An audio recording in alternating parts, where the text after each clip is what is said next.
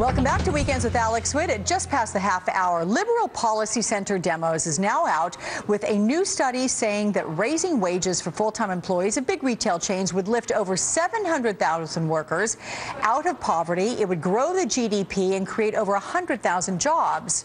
Is it really that simple? Well, joining me now is Tamara Draut, the Vice President of Policy and Research there at Demos. And thank you for joining me, because we were reading this and we all thought, is that all it's going to take? I mean, really, let's talk us through the numbers here. How much would we have to raise wages to see the impact that we're projecting?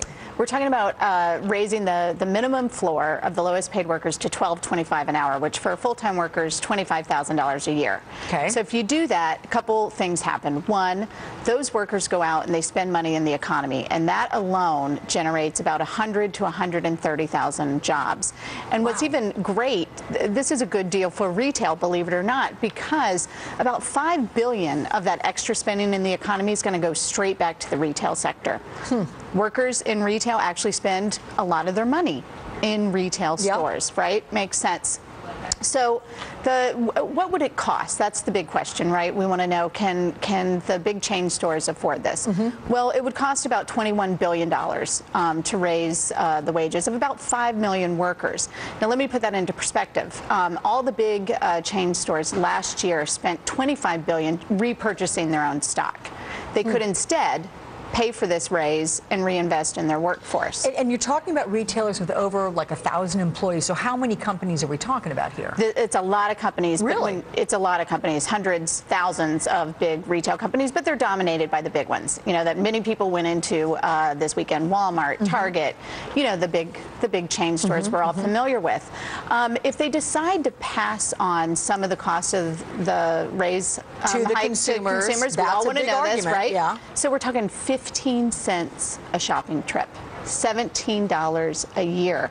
And if you ask most Americans, I am, donuts to dollar, they're willing to pay $17 more a year to make sure that these workers don't live in poverty. So if these companies argue, hey, hang on, this is going to put us at a competitive disadvantage, it's going to put us out of business, you're saying that's not the case? It's not the case, and this isn't just theory. There's a real world example out there. So Costco, high wage, great retailer, invests in its workers, has double the average sales per employee than its lower wage counterpart, Sam's Club, which is owned by Walmart. It turns out when you pay workers better, they're more productive, customer service goes up, and happy customers spend more money.